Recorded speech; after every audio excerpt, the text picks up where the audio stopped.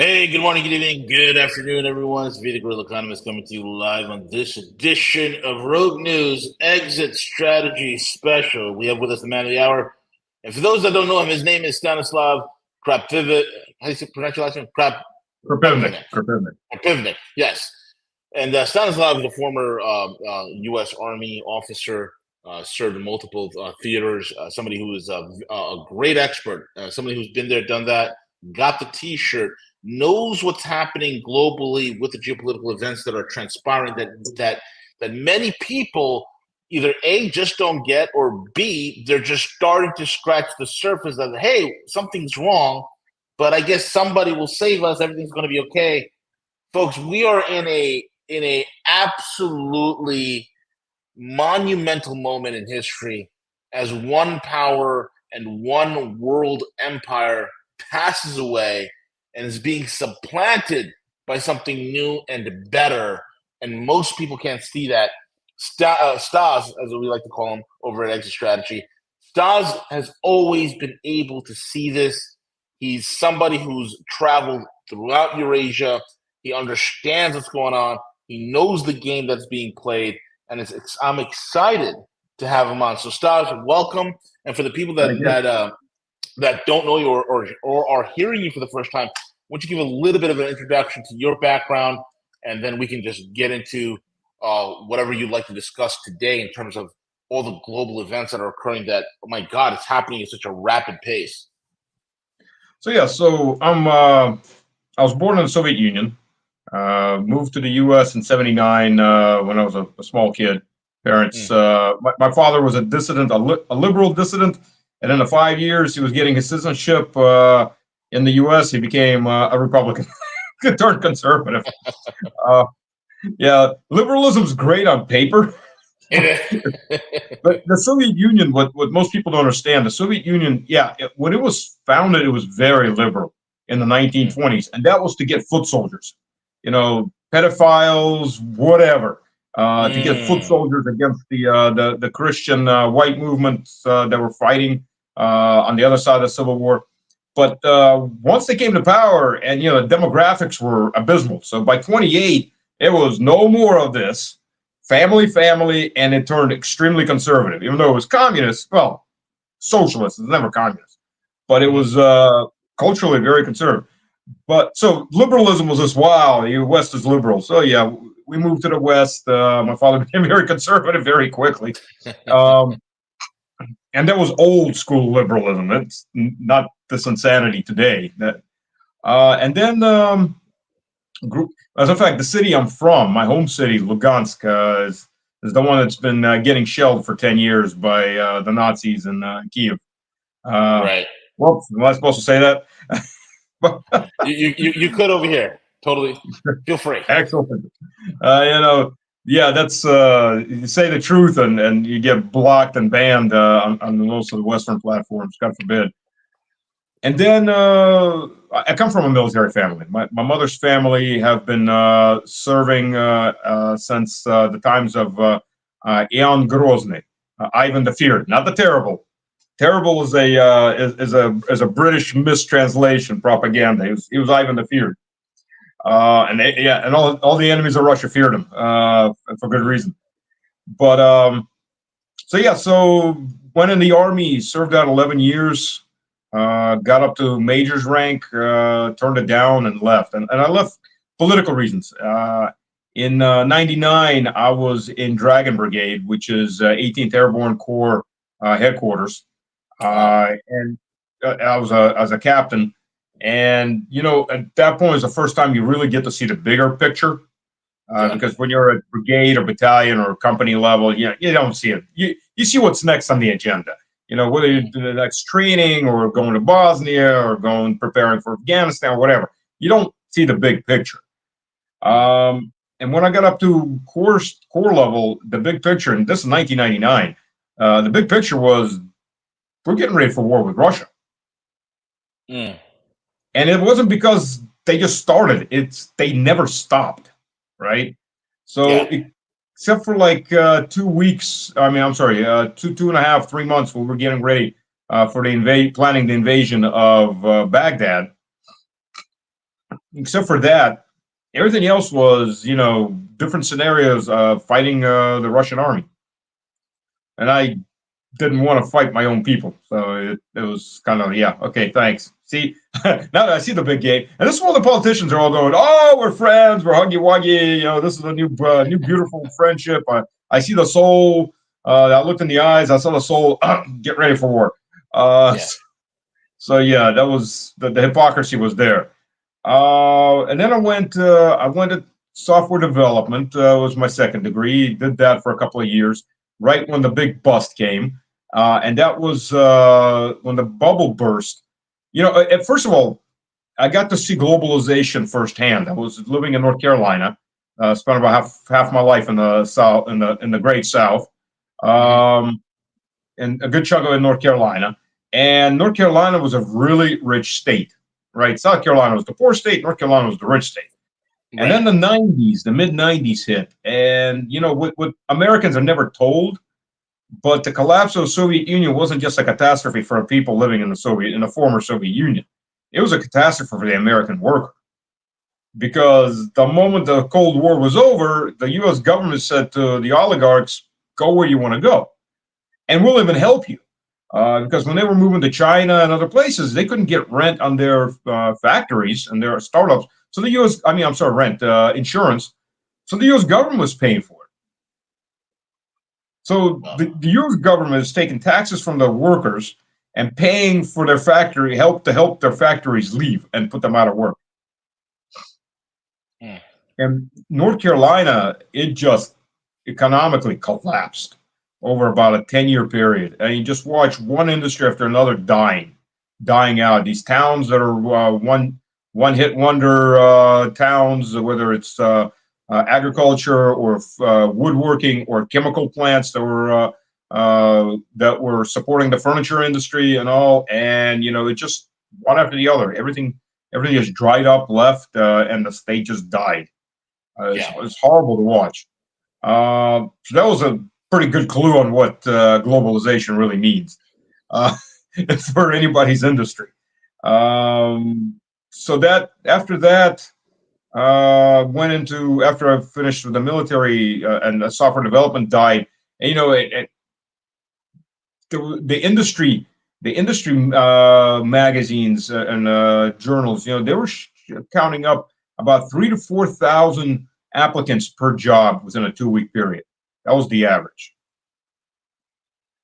So if you didn't get your resume within the first 30 minutes to an hour of something posting, you have zero chance. And at the same time, the U.S. government is allowing thousands upon thousands of H-1B visas coming in. So you don't have work for your own people, but let's flood even more high quality, qualified workers, but they'll work for less because they need to be nice and quiet and docile till they get their green card. And then we can fire them and bring the next wave. It's after that, I got my MBA in supply chain and went to work for the oil and gas services industry. Started with Halliburton, and then mostly worked for Cameron and back to Halliburton. And was expanding Russian, and I was expanding primarily Russian supplier base, because just high quality goods, very high quality goods.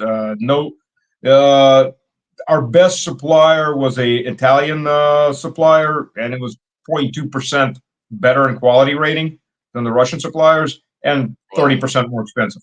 So, and then moved over to Russia in 2010, back home, and set up a greenfield in an office for Cameron and continued setting up suppliers. And then I was director of Eurasian supply chain for Halliburton. So I had 5 countries, about 140 people, and about $500 million in spend annually. Localized a lot, particularly right before the sanctions started hitting in 2014. And by the way, if you want to talk about a corrupt company, Halliburton, you can write volumes about Halliburton. That's an eye opener too. Absolutely. And I worked in different American companies, and for all the crap talk about efficiency and high It's all level of bullshit. management. Man, they're corrupt, That's all and there's bullshit. so many stupid people. Here's the thing. This is the thing, and I'm glad you're on, because one of the things we do here on Rogue, and we've been doing for since 2012 when I came on the scene, is bit by bit, block by block, destroying this myth that, oh my God, we're so exceptional, we're different, everything we have is the best, we're the world leaders. And not only that, our leaders are so advanced and educated. And not only is our leaders advanced and educated, but our deep state is also advanced and educated. And so our military is so advanced and educated. And they're the best. And everything we do, and history doesn't apply to us. History is starting to apply to us in a very, very, very painful way in the last several years, Stas. And I think the American biggest pain is about to come the next 18 to 24 months. Americans are going to see pain like the likes of which they've never experienced in their life. That's Absolutely. the reality of it. And all this Hollywood mythology. And here's what freaked me out. You made a point about corporate America, right? Corporate America is nothing but bullshit artists who pretend and act as if they're busy doing something. That's all it is. Because let me explain something to you, and this is why I'm going to write a book on this. The paper economy, right? The speculative economy, which is called finance, insurance, and real estate, the FIRE economy. When you have a speculative economy, every aspect of your economy at this juncture becomes all about the stock price. So it doesn't really matter how well your employees perform. It doesn't really matter what you make in manufacturing. This is the reason why the Western geniuses exported our manufacturing overseas. Because it's not about what you make anymore. It's about how much your dividends you can divvy up, right? And so what occurred is you've created a culture where everybody, and I think it was the economist Dr. Michael Hudson who said it best, we have a rentier economy, a rent-seeking economy, where we don't have captains of industry like we did back in the days with Andrew Carnegie and the Rockefellers and all these, captains of industry. He's a captain of industry in railroad or steel or oil or this, that, and the other. No, all of our billionaires in America they seek the rent payments from dividends and equities. That's all it is. We don't make shit in this country anymore. We have nothing, but we have an amazing propaganda machine that has convinced us that we can fight wars all over the world, that has convinced us. I mean, if COVID hasn't woken you people up, when you couldn't get toilet paper because the stupid country couldn't manufacture enough toilet paper, okay?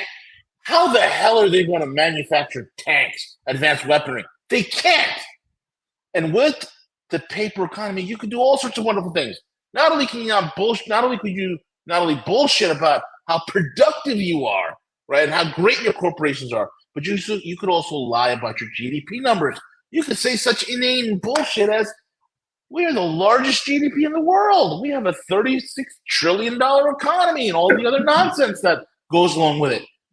And this is why I'm so thankful that you're here, Stas, because you lived on the other side of the world. You lived you're living in the multipolar world. You're seeing what a physical economy looks like. That's why the typical American I talk to, Stas, thinks China is a backward third world country with rice paddies. They think Russia is, as Obama would say, a gas station masquerading as a country. They don't realize that these are advanced economies. That they don't realize that China's economy is probably double, maybe even triple the size of the U.S.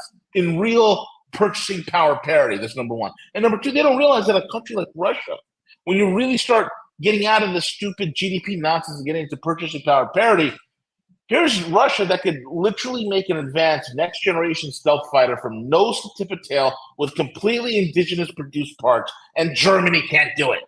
They can produce the next generation of the most advanced submarines on God's green earth. We don't even know how these subs can come within 20 miles of Florida, and we're sitting there. How the hell did they do it? They can do it, but the third largest economy in the world, like Germany, can't do it. It shows you in real purchasing power parity, Russia's probably even bigger than Germany, and I believe it is, right? So this is Well, the mythology. All this stuff is falling apart in the Americans' eyes. They don't even see it yet, Stas, but they will soon. Go ahead, buddy. by PPP, actually, Germany is now, I think, like the sixth largest. There Russia's you the go. fourth largest. I Yep. mean, Russia's now, thanks to sanctions, in part, forcing politicians to make the hard, painful decisions that they've been putting off. Germany is now the second largest economy in Europe, and we're the first. Yeah. So thank you. Don't throw us in the briar patch. I'll tell you two quick examples or three quick examples of corporate stupidity at a Yeah. high level. I won't name the name, but I'll tell about the person. In Halliburton, there was a girl that I had worked with, and she went through the management training program. She was a BS engineer, Bachelor of Science, but Yeah. but she was full of BS. But and she was a little more than that. This girl, so at 24, 23, she goes to Halliburton, goes through 2 years of their management training program to be a line manager in a manufacturing facility. And by 29 is vice president of HSE, Health, Safety, Environment, for the whole corporation. Mm-hmm. Because she knew who to sleep with, Yeah, of and course. what evidence to push. So now that she was some great manager, her guys couldn't stand her. She was a micromanager. She had zero. I mean, really, she had 5 years of work experience. Now, tell me, without being a relative in a private company, hey, Dad, can I be a vice president now? This is a major public corporation. Somebody with 5 years of work experience is now a senior vice president. Right. Right. Yeah, that normally it takes 30 years of effort. Yeah, okay. Yeah. That's one. And then we had this guy who was plant manager. This was in what the hell's the town name? Just north of Houston. Sugarland? Timberland. Yeah, Sugarland? yeah. Yeah. No. Sugarland is southwest of Houston. Okay. This is directly north of Houston. Woodlands, something like that. Yeah. Well, yeah. The people who live there, they'll know. So he was a plant manager, and I was working in a team as a team lead for doing Kaizen events for improvement of manufacturing. So Lean Six Sigma. So this guy, okay, they reached a new record. So the working team reached a new record on in safety and manufacturing quantity of drill bits. Yeah. So to commemorate this, the plant manager and the vice president of finance, who was a former engineer, came down to the senior vice president. So the way they celebrated and rewarded these guys in front of everyone, they gave them a free ice cream cone.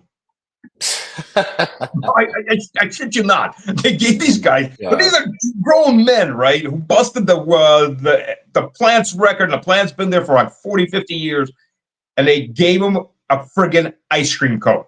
Not a bonus. It'd be better if you just say, good job, guys. They gave them an ice cream cone. And then the vice president of finance starts to talk. So, there are times where it's better to keep your mouth shut and keep people guessing whether you're an idiot than to open your mouth and remove all doubt. Welcome to Halliburton. So this guy, he does his little spiel, and then he opens the floor for questions. And the question that pops up instantly, are there going to be bonuses this year? And consider this, we're in a very tight job market at this point, right? This is 2007. I mean, our guys are being stolen left and right by our competitors who are paying them 50 to 100% more. They don't have to train them. Halliburton does a very good job at training people. Does a shit job at paying them and retaining them. So this guy, without blinking an eye, blurts out, for the executives, yes. For everyone else, you have to get promoted. engineer standing behind me who was like 50 years old, like, well, there goes morale. The next week, half the engineers, half the manufacturing top guys put in their notices. There you go. There you go. And this is top management. This is and other case, the military. I knew two generals that were good generals. They were both one-star generals, General Griffin and General Hodges. Not Hodges, Godfrey, Harding. Hodges is an idiot. Hodges is the typical general in the U.S. Army. Of course, He a knows moron. nothing. He's an absolute moron. He's constantly wrong, but he kisses like ass. Petraeus. Like Petraeus. Oh, yeah. Every day Like going out there getting men killed left and right, and everybody's like wearing knee pads, ready to fluff him in Congress. It's incredible.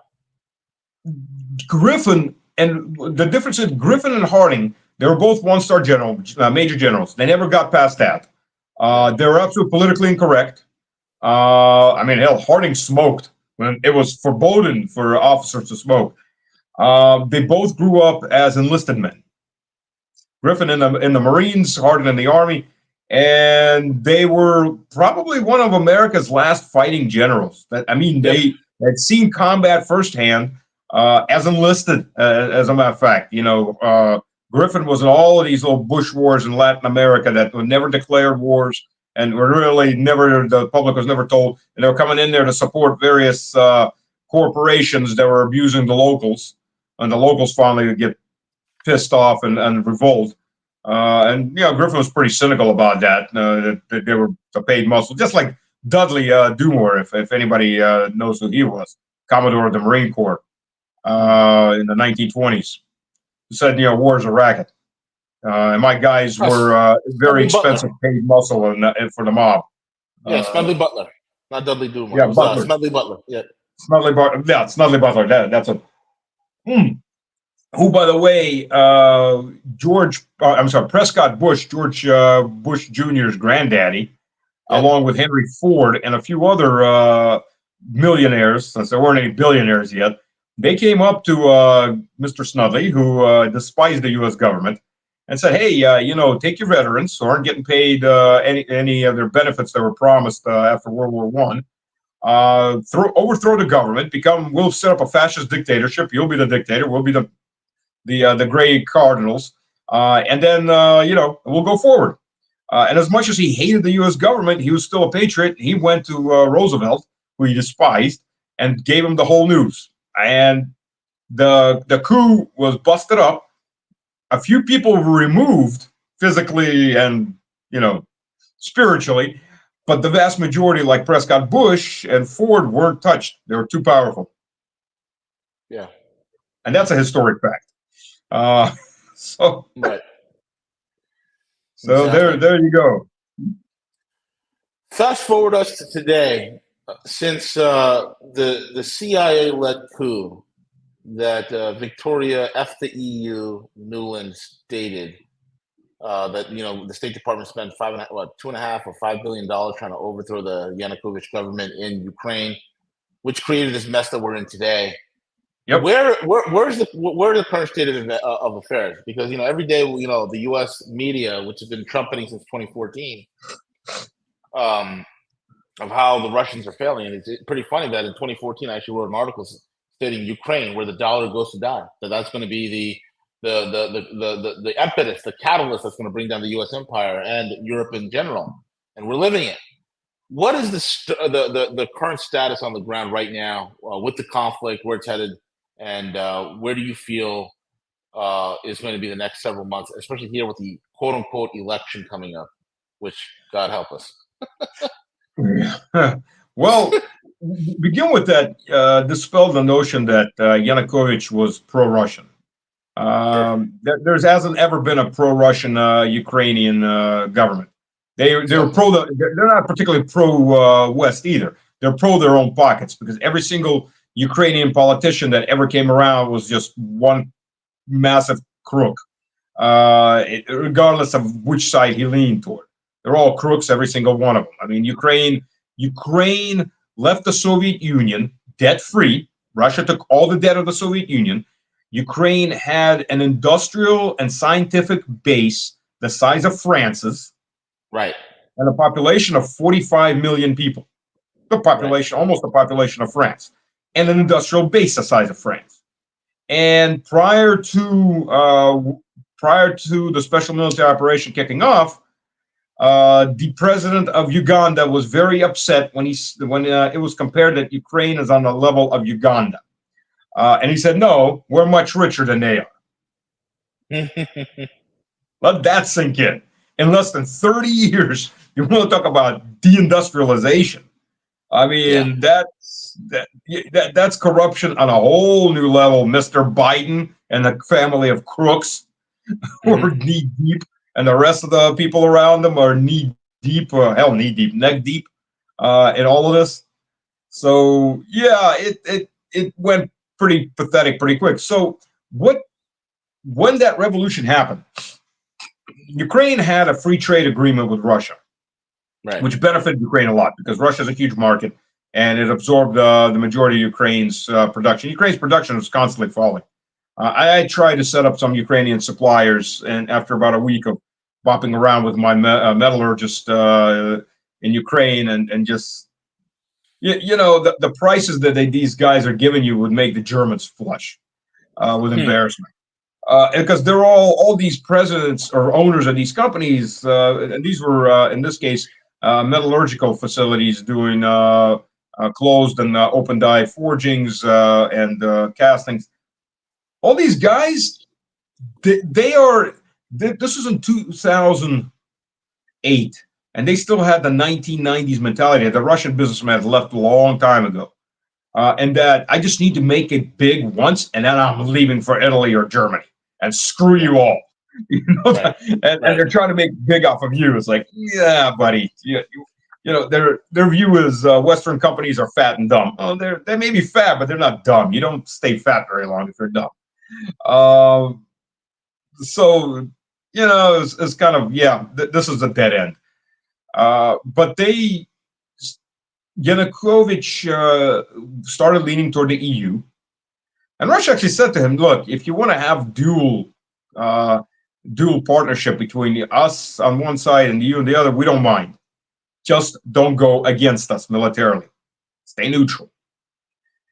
And then Yanukovych was getting ready to sign an association agreement with Ukraine that he never read. I don't think any of his people ever read, but the Russian government read it.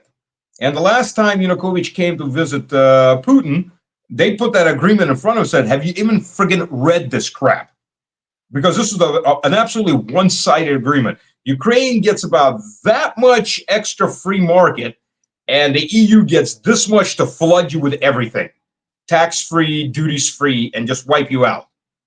And when the Yanukovych administration finally started actually reading what was put in front of them, they'll go, "We want to renegotiate," and that's when the Maidan started. We want we go into EU because all these guys don't want us to go to EU. It wasn't that they didn't want to be an associate of the EU; they just wanted to be an associate of the EU on fair terms, which the EU doesn't tolerate.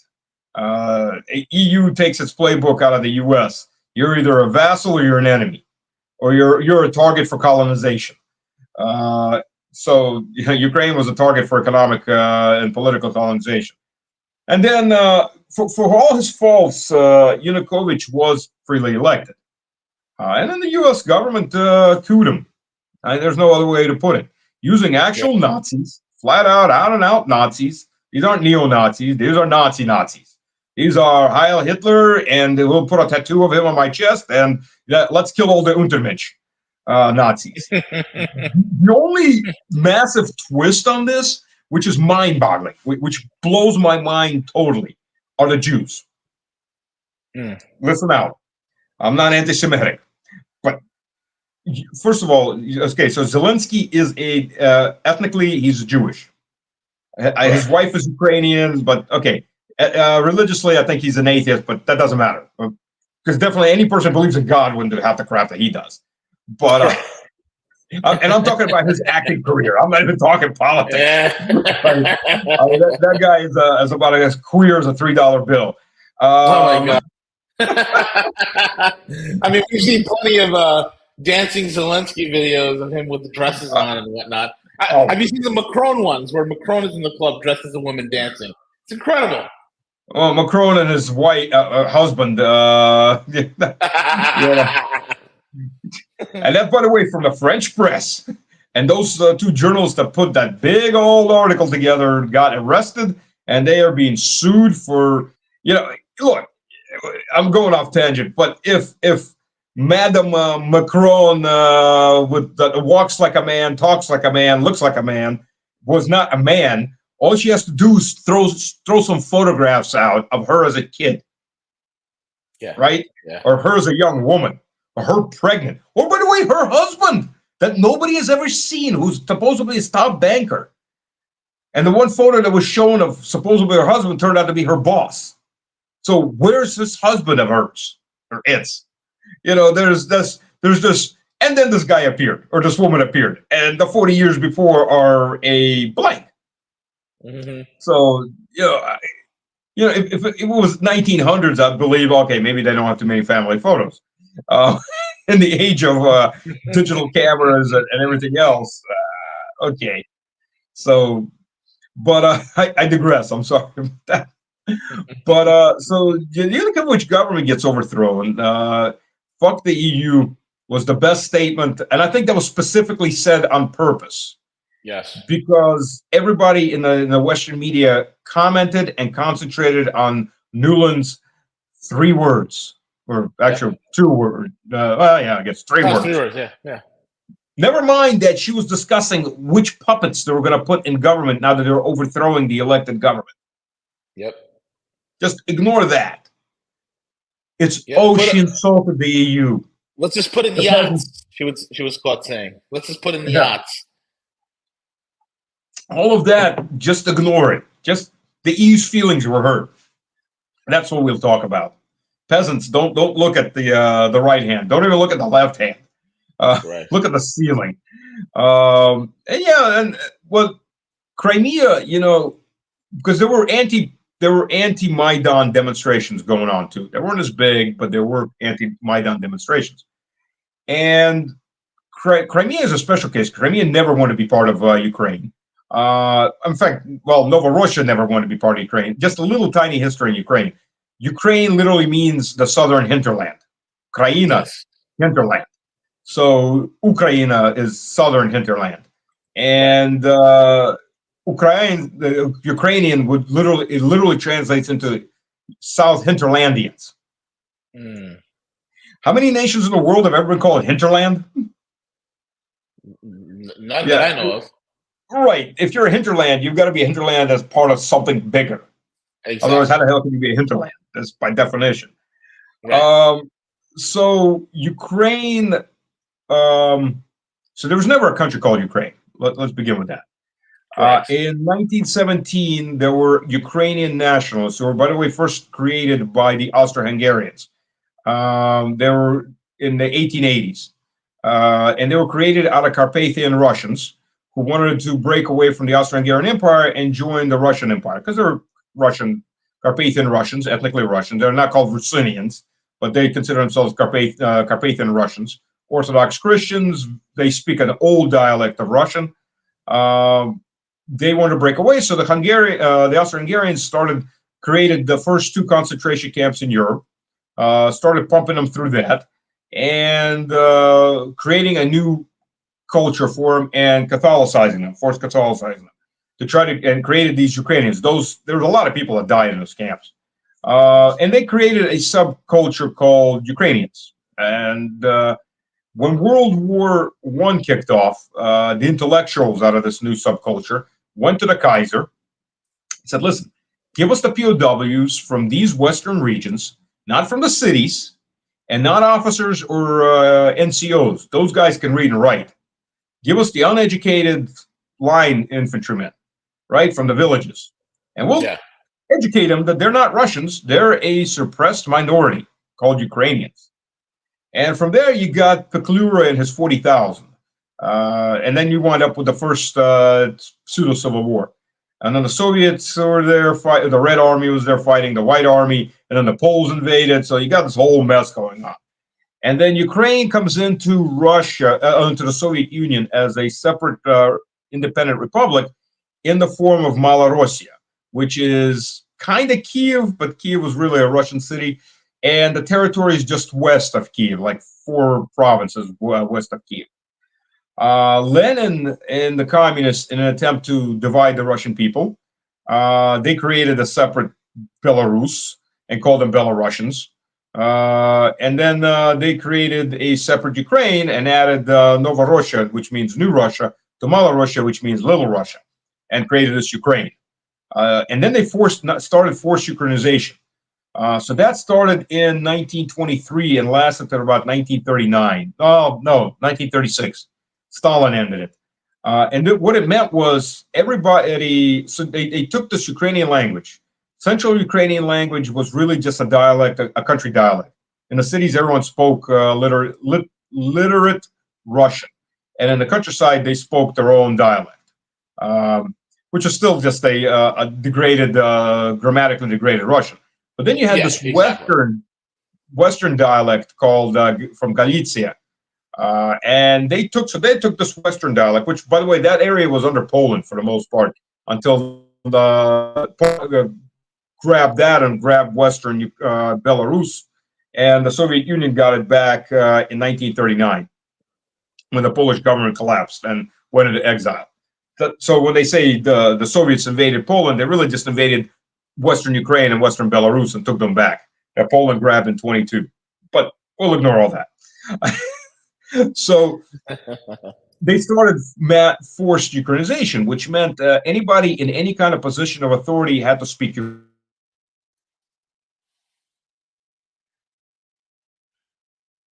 Ukrainian.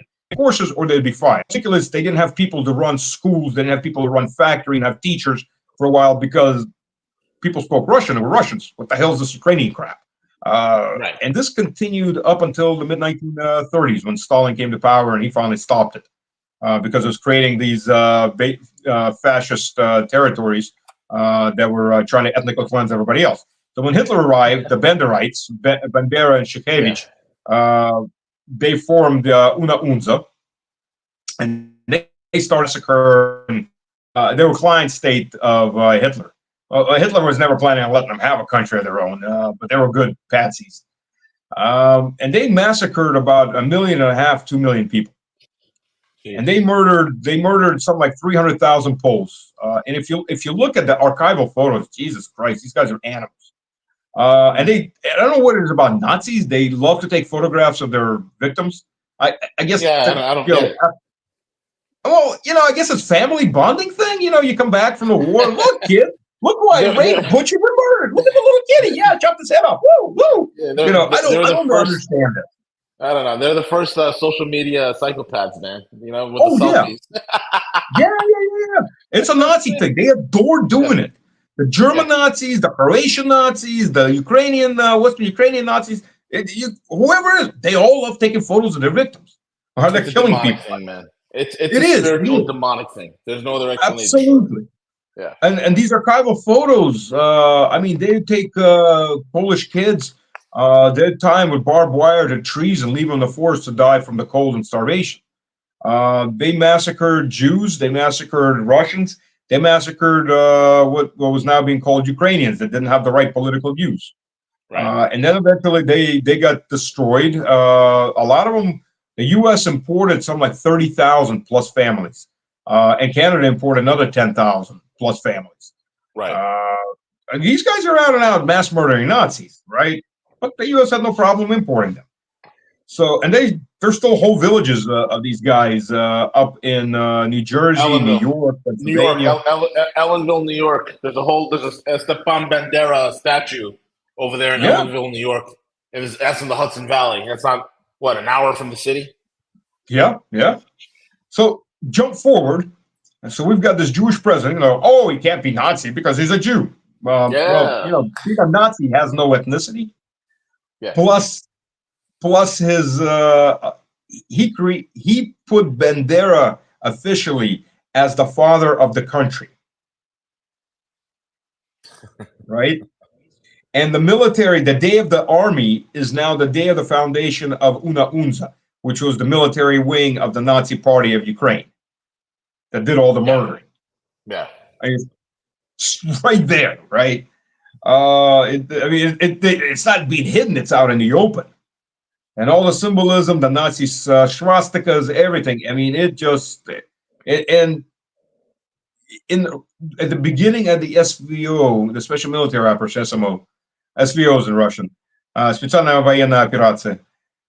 Even in Russian society, people didn't realize just how much this the Nazism in Ukraine penetrated society. It's amazing. I mean, it's frightening and it's amazing how far. And people whose grandparents and whose parents fought the Nazis to Berlin are now Nazis. Yeah. And Exactly. that's what we're fighting now. And it's a group thing too. So it's Stockholm syndrome. You convert to survive, and a lot of people did that, and now they're unconverting them is the problem. Kursk was a trap. I can't say how I know this, but I do know this. Kursk was a very good trap, and I would have done the same thing. I mean, yes, civilians are being killed, and it's heart wrenching, but this shortened the war with the Ukrainians quite a bit because they pulled a lot of their best units off of the front in Donbass and in Zaporozhye, and two, they pulled a lot of reserves they were preparing, and a lot of them were barely prepared out of the deep rear where you can't reach them, and they threw them into a kill sack, which means they're surrounded from all sides, they're being shelled by all sides, and their rear's being shelled, so everything coming in is being shelled. A lot of the equipment that was destroyed, probably a third of the, or maybe even up to a half of the equipment that was destroyed, was stationary and abandoned because gas ran out or the diesel ran out, ammunition ran out, because you can't get supplies out there because they keep getting killed as they're trying to drive up and take supplies up. And now you see what's happening. The rollback is coming hard and fast after they've attrited their best units. This probably, for the Ukrainian side, cut the war down by at least 3 to 6 months. And this is why on the Eastern Front, the acceleration and advancement, and it's been accelerating because Ukraine was losing a lot of troops anyways. The Russians aren't doing meat waves. The Ukrainians are doing meat waves. Prigozhin was the only exception, but that's a separate issue. Prigozhin and Wagner in Bakhmut. But he was using, Prigozhin was using criminals that were given an opportunity to expunge their record by fighting, and he was using them as meat waves because Prigozhin was trying to build up for his little rebellion and come to power. He was trying to build up his little sheik. And Prigozhin is no military man. He was a businessman with a very shady criminal record behind him. And he was making money because the business of his company was provisions, right? So he was feeding the army.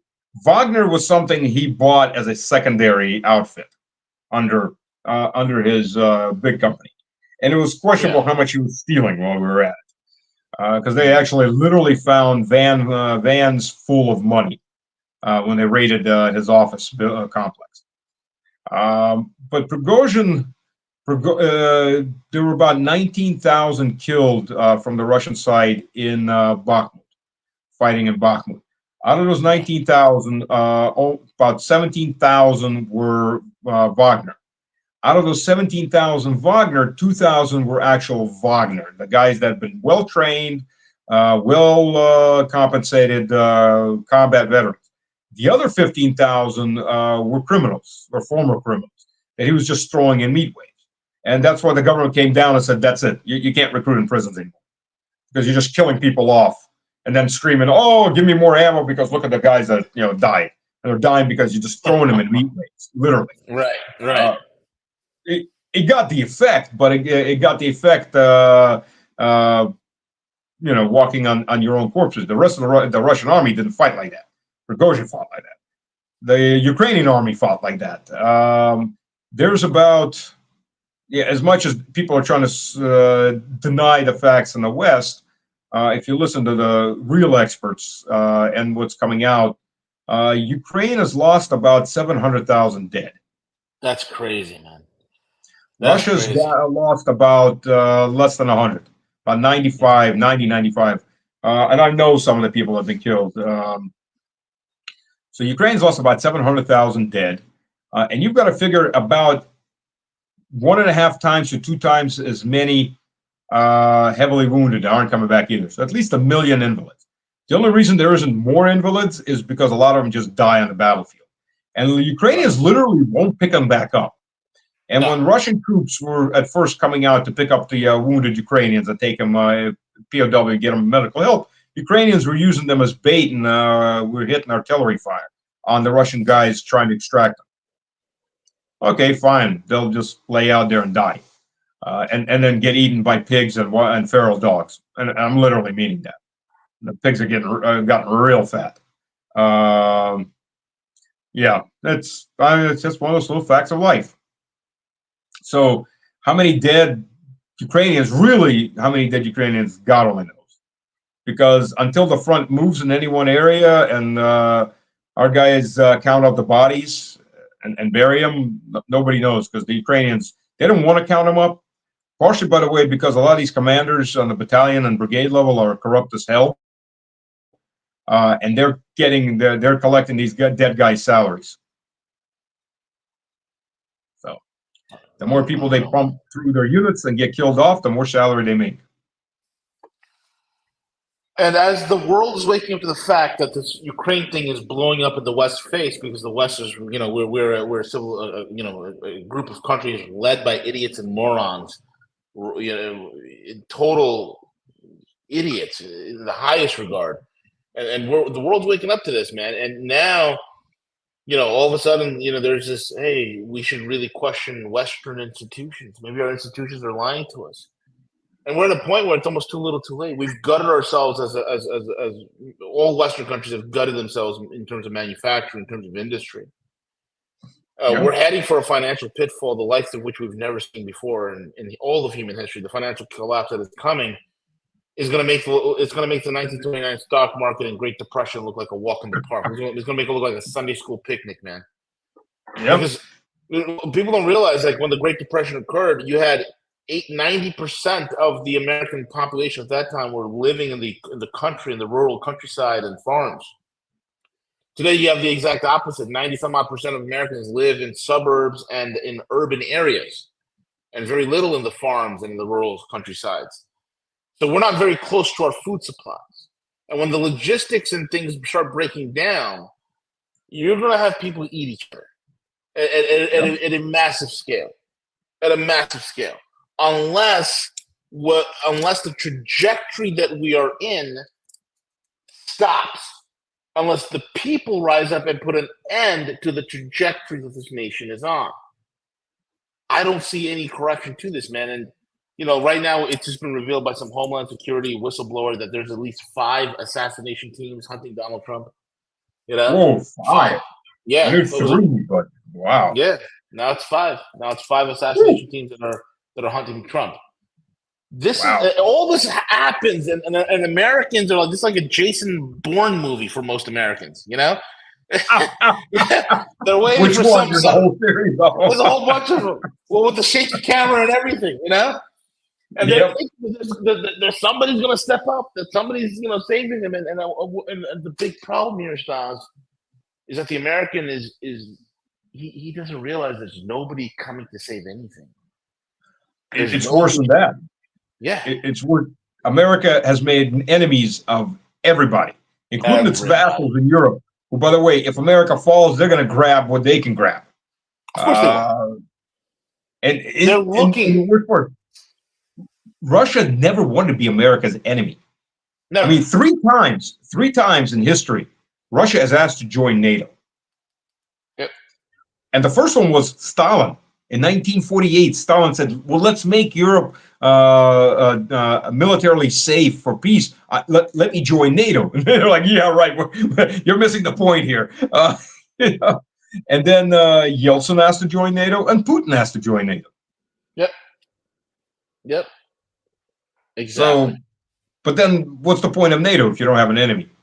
China's too far away. Exactly. Exactly And, correct. and to add to that, the average modern city has 3 days of food in it. Yeah. The And the average, average American is 2 paychecks away from being homeless. yes, he is. But screw paychecks. Okay, if there's total collapse, nobody's going to come get your house because they'll probably get shot. But the point is, nobody's going to feed you either. Yeah. And when the food doesn't arrive in the grocery store, yeah, okay. The average person in a big city has like a day and a half of food in his house. Correct. And that's it. And then you got apocalypse now in every city. Yeah. People are cats and dogs. The rats are going to go extinct. They're going to be eating each other and murdering each other off for food, or they're going to go in the countryside and like locusts wipe everything out that's around them. Stas, a lot of people are complaining about the Haitians coming into like Springfield, Ohio, and eating the cats and the dogs and the geese. Yeah. I'm telling you right now, it's like start taking notes, Americans. Start taking notes. Yeah. Those geese, the Canadian geese that no longer migrate, they stay around the golf courses. Yeah. Evolutionary, that is a dead end. Yeah. When the collapse comes, too bad the geese don't understand economics. Yeah. Their knowledge of economics and geopolitical events is just about as astute as the average Americans at this point. Unfortunately, yeah. Here, just so people understand, when we moved back, my oldest daughter was going first. She was going to a private Catholic school that was renting its building out from our Orthodox church. So, and they were based on 1960s curriculum. And in the 1960s, the U.S. had a really strong curriculum. Absolutely. It was classic education. It was better than the Soviet Union, which is hard to say. By the time I went through school in the U.S. in the 80s, it was already weaker than the Soviet Union, but it was still a relatively strong system. It's not like last year's statistics, just read the statistics. They're mind-boggling. 53% of Americans read at a sixth grade level, and I'm not talking immigrants. I'm talking about Americans. They were born in America or grew up all their lives in America. 53% read at a sixth grade level or lower. 21% are effectively illiterate. Right. So my daughter, okay, so the director of the Catholic school, he stole $500,000, ran off. Well, he's the owner of it too. Turned out, by the way, it was the second time he did it. The first time, this time was in Texas. The first time was in Ohio. And all the teachers were without pay for 3 months, and they were good teachers. Nothing bad to say about that. And then the guy tried to befriend me on LinkedIn. I'm like, you got to be kidding me. Seriously? Oh, my God. I talk about, damn. Guy's got balls or no brains. But after that, she went to a charter school, East Houston Charter School, which is actually in Katy. I'm sorry, West Houston Charter School, which is actually in Katy. And that was still advanced. So in 8th grade, she finished 9th grade math. And then we moved to Russia. And I put her back into 8th grade because in 9th grade in Russia, there are entrance exams for 10th grade. And there's only 11 grades in Russia. So 9th grade math in the US is beginning of 6th grade math in Russia. Correct. That's fact. And, for the next 4 years, my oldest daughter had no social life because she went to one tutor after another, and she finished pretty damn well. But she went from A's to D's instantly the moment we moved. And I knew this was going to happen. D's and C's. But stars, our kids are so talented. They know how to make, social media posts, and they can tell you what the next Taylor Swift album is, and they send genital pictures to each other all over text message. That's advancement, and they're discovering new genders every month, stars. Every month. In fact, there are kids coming out with degrees in gay art therapy and black lesbian studies. It's wonderful. You know, I on Facebook, I posted on a discussion, you know, what my oldest daughter was going through as far as how many classes she was taking. I mean, she's taking advanced algebra. She was taking geometry. This is just a regular load. She was taking biology. She was taking chemistry as separate classes, physics as a separate class, Russian literature, English as a second language, French as a third language, history, physical education, and then technology, which is basically low-level programming. And this was a basic load. There's been more added to that since then. It sounds like child abuse in comparison to the modern American students. Oh, It sounds and like yeah, no safe spaces over there. and I posted and I post. By the way, in 11th grade, they also take courses on defending the country, how to throw grenades, assemble, disassemble rifles, fire assault rifles, and so on. Well, But over here, they take courses on how to throw a dildo. hey, if you throw it just right and get it, well, okay, never mind. you can really scare your enemies with that one. That's Guantanamo level torture training. Okay, yeah. boys and girls. No, that's Abu Ghraib level, man. Abu Ghraib. So I posted, yeah, and she's got 3 hours of homework, 2 to 3 hours of homework every day. And Child one abuse. woman writes me, "That's horrible. That's child abuse. We're not making robots here in America. No, you're making illiterates. You're making morons. We're making morons here. We're making morons." You know, when I was doing my computer science course, I sat down just out of curiosity, and I counted up by ethnicity. I was at NC State, right? So this was a state university. This is, what year was that? That was 1999, right? Yeah. So I was serving and I was taking courses. Okay, so 1/3 of the students were Chinese from China, not American Chinese, from China. 1/4 of the students were Indians from India. Then, when you separate it out for the remaining 1/8, you separate out the Europeans, the Latin Americans, or the first generation Chinese or Indians, and there were almost no Americans. Yeah. They couldn't make it into the university. Correct. For engineering courses. You're looking at it's like, well, country's fucked.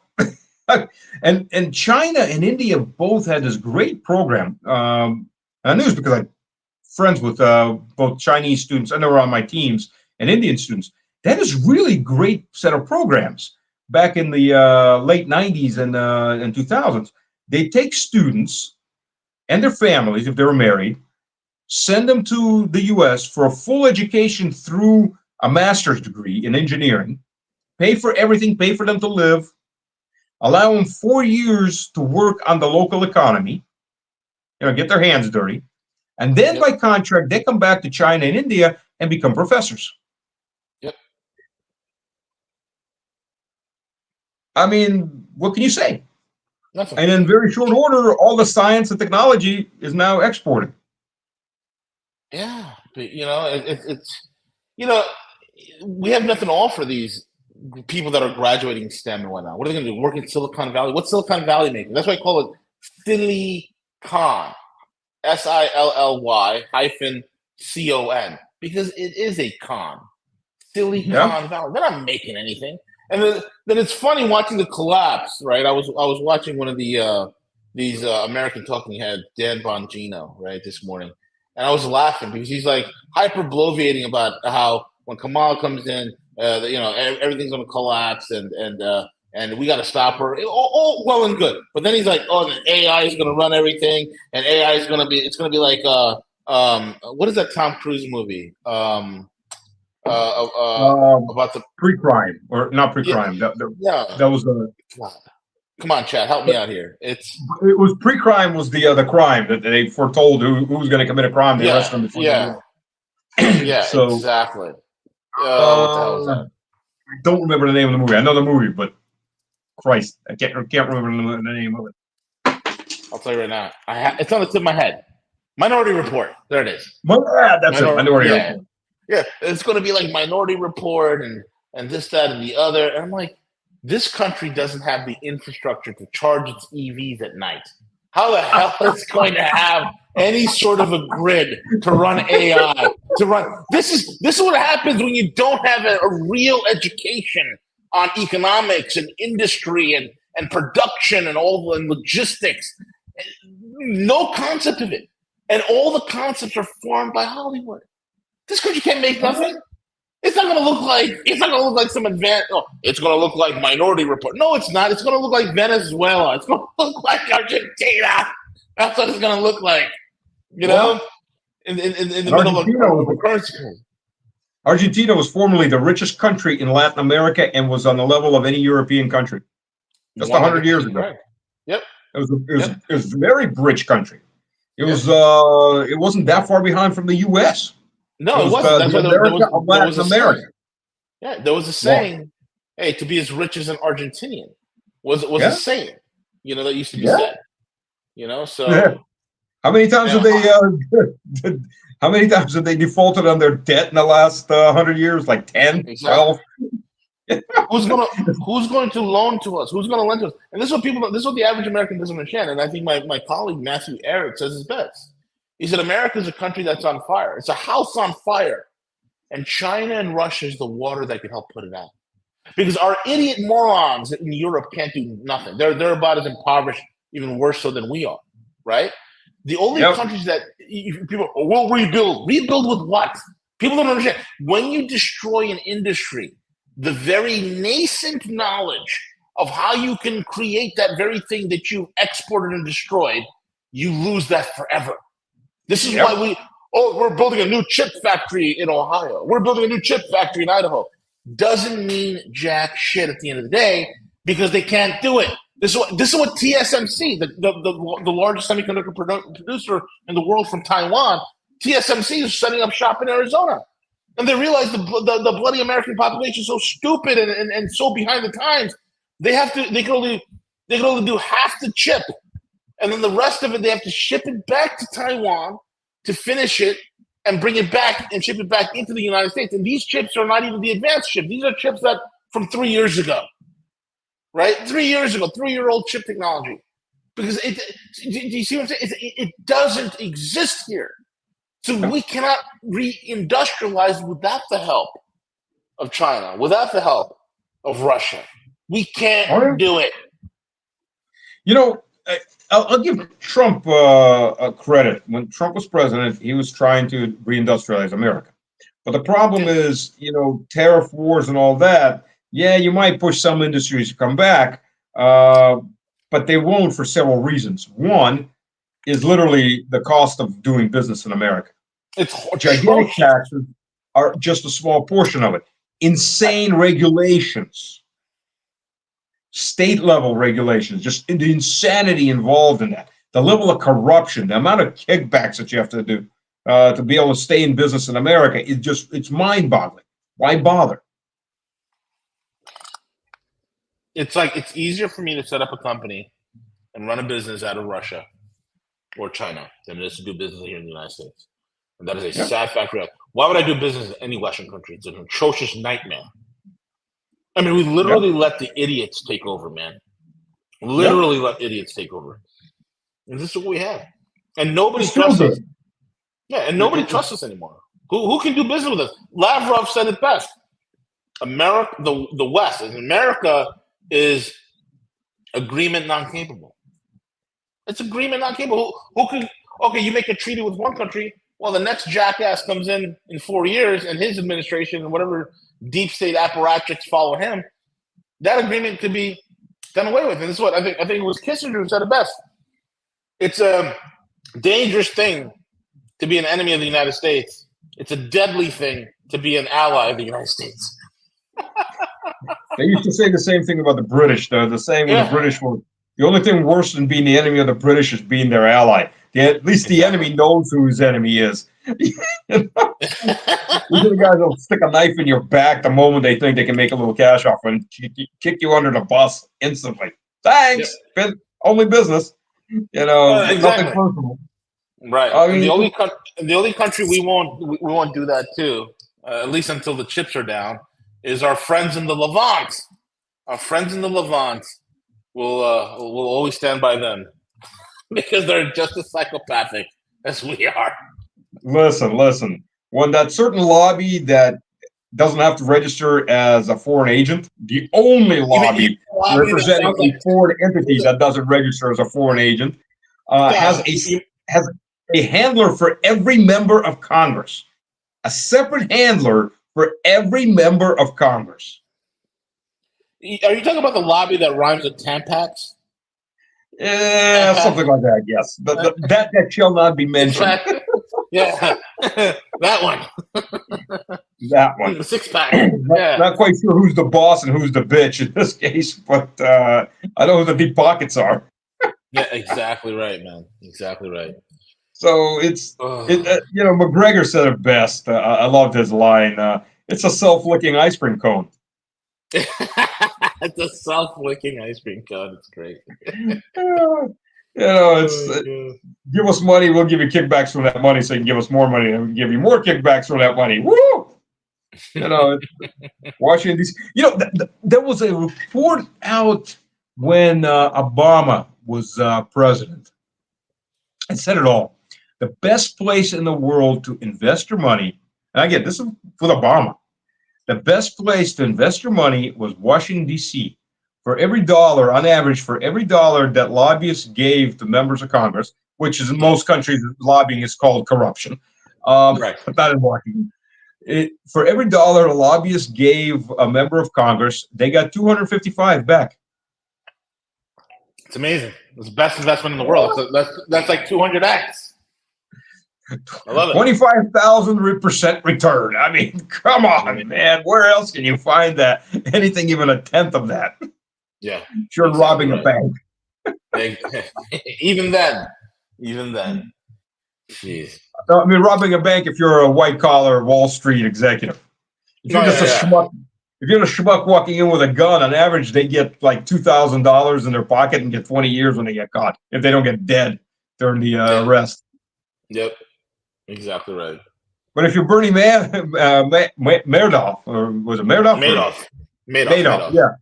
You steal $50 billion. You go away to a resort where he was doing yoga training, getting conjugal visits, and he was taking steam baths, and his health actually, his blood pressure and everything went down. He got healthier in prison. Yeah. We talk about two-tier level here. This isn't the wild zoo prisons where everybody is knifing each other. This is where you learn how to do potter and take steam baths. They'll bring you prostitutes. We all know that Bernie Madoff did it all by himself, Stas. All by himself. Just like Lee Harvey Oswald did it all by himself too, and he did it with a magic bullet. Well, that magic bullet is flying right now all through the air and killing all sorts of people in Lebanon right now as we speak, causing their pagers to explode. Yeah. Oh, by the way, the guy at who did the first debate? CBS, wasn't it? I think so. Yeah, David Muir. Yeah, there was a guy in CBS that narked on CBS that they had given up all of the questions to Kamala's team before the start. Yeah, correct. Yeah, he died in an auto accident. He died in an auto accident? The whistleblower? Well, I mean, it's like the guy from Boeing when the Boeing whistleblower is coming out and two of them dead. Two of them. Yeah. I mean, it happens, bro. It happens. I mean, I don't want to hide it anymore. But advertising. Cross us, we'll send a hit team to wipe you out and your family too, and your dog just in case. I mean, no witnesses. You've got to be so detached from reality to look at this banana republic called the U.S., the modern U.S., and still believe in it. It kills me with these guys and people I know. The Constitution, bro. It's the constipation at this point, bro.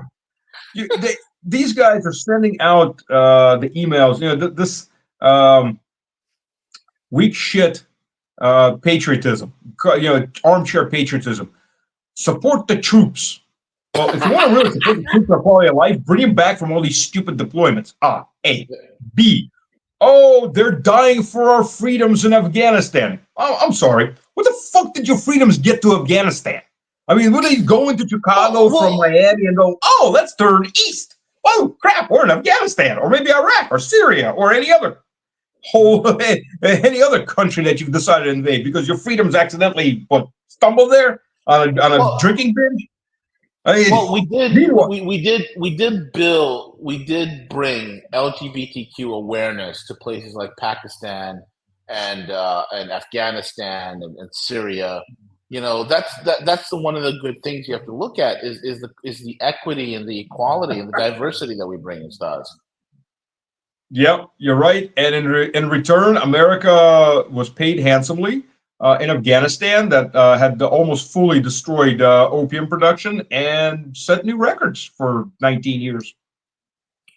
Well, you know, the whole thing about us, you know, watching the poppy fields, you know, we were watching it for the benefit of the global population stars. We didn't want a some sort of a fentanyl or some sort of opioid crisis to occur here in the United States. You The know, fentanyl is actually because of the Taliban. They of are at course. fault for the fentanyl crisis because when the Taliban came back to power, they burned the poppy fields because to them, Yep, the heroin and drugs are the evilest of the evil. And it's all of a haram. sudden, you have no heroin left in the U.S. What the hell do you do? You make Fentanyl. synthetics, fentanyl, Use synthetics. yep, Zombify yourself even faster. and then blame it on China. It's coming from China. The fentanyl's coming from China. Yeah. You Yeah, know, it's coming. It's being shipped from Canada. It goes to be processed in Mexico and then smuggled across the border using the cartels. Colonel Douglas McGregor has shown this. He's actually proven yep, this is what we've been suspecting for quite some time. And let's be honest here. What is Taiwan? That's the Khmer Rouge, right? That is old CIA. That is old MI5, right? That's who those are Western proxies. So you know, that's where a lot of the componentry is coming from. It's going into Canada from Taiwan, yep, and yep, then from yep, Canada to Mexico, and then right up, and then China gets blamed for it. It's yep. ridiculous, man. Well, shit, look at Hong Kong. What was Hong Kong built for? By the British. Drug trafficking, Yep, drug trafficking, and money laundering. That's it. That's all they do. yep. This is people want to know. People like the British. They're a banking empire. The Anglo-American power structure is a banking empire. No, it's not. It is a drug. It's a narco trafficking empire, and we were stupid to allow the British to come into our very offices, very halls of power, take control of it, and then sell us on the bullshit of their narco trafficking. This is the problem. This is why this whole Yep. system needs to get done away with, man. I mean, the British, and people don't understand. Okay, so the British were buying tea from their colony called India, that they one way or the other snookered into the East Speaking Indies of Company. which, and you just mentioned India. Prior to the Brits and prior to the collapse of the Mughal Empire, it was the wealthiest country in human history, right? Yep. And when the Brits took over, people don't realize in a 40-year span, the Brits killed 160 million Indians died. Yep. 160 million with an M died under British rule. And Well, the Brits are today talking about, oh, you know, colonialism was a good thing. I can't say they all died from the British directly. What the British were doing a lot was, in order to start buying and conquering, they were just getting them to fight each other. Well, that Right? too, but the whole thing, They're pushing the it. evisceration. Right. And once they've killed each other off, we can come in there and just grab the land because, Well, here's the thing. nobody's going to stop us now. One of the things that killed them was the famines. Those were engineered famines because they couldn't produce the food. They couldn't sell the food. So it was from an agricultural collapse that occurred. Yep. And there were several famines where it was British policy that even if they're starving to death, that staple had to be shipped to Britain, and then Britain would sell it marked up to the rest of the world. It was There was incredible. that little. You don't forget the father of Western chivalry and democracy and everything that was good and standing up to Hitler. That little famine he engineered in 1942 when Burma fell. You know, where he Yeah. just took all the rice from East India and shipped it to London. The guy by the name, by the way, is the great hero of the UK called Winston Churchill. Oh, 6 million amazing people, guy. I think, died from that. And God only Yeah. knows how many suffered. 6 million dead. And There's they that just took number all the food again. and stole it. Yeah. I think that's like I think it's the globalist favorite number, 6 million. I've seen that number in World War One. I've seen it in World War. I've seen it so many times. I've seen it during the Bolshevik Revolution. 6 million. They love that number, man. They love that number. 666. Yeah, exactly. But yeah, so I mean, for people who don't know, Hong Kong, so China, Imperial China, was almost 50% of the world GDP. Correct. And the British were buying tea, but they had nothing really to sell back toward India. In other words, to sell back to the East Indian Company, which happened to be British. So they needed to get silver and gold from somewhere. So they decided to get it from China, but they had nothing to sell to China except opium. Correct. They literally fought 2 wars to force the Chinese government to use opium. The Chinese economy within 10 years fell 50%. Unreal. Oh, unreal. Yeah. And Hong Kong was the port. Yeah. They grabbed the island, they built a city there, and that was the main port for importing drugs. And Queen Victoria was the first narco cartel queen of the world. Yeah, she was the first Griselda. Netflix just made a movie of that. Exactly. The British, not only did they were the first ones to use concentration camps on civilians in against the Boers. 4 Boers discovered gold and diamonds. Until then, they didn't give a damn about them. And then, hey, and why not be the first? Be the first in many things, like international drug cartels. Yeah. On a national level. And that's all they are, man. That's all they are. Exactly. Don't teach that in history, do they? No. They teach how they built rail, and they taught they brought the light of civilization to the unwashed masses. Concentration camps in the colonies for the people that somehow wanted to have their own country back. Sorry, concentration camp. And that was Churchill too. So he took some good lessons from Hitler on that one. How to get rid of the locals. Just murder them. Industrial level. Industrial level. Exactly. Staz, we're at the end of the show, man. Thank you so much for coming on board. We got to do this again very soon. Folks, keep it locked and loaded right here, roguenews.com. Follow us on Twitter, at Rogue News Events, and join the Discord and the Telegram. Links are all on the website, roguenews.com. With that being said, we're over now. Enjoy your weekends. Cheers, everybody. Cheers.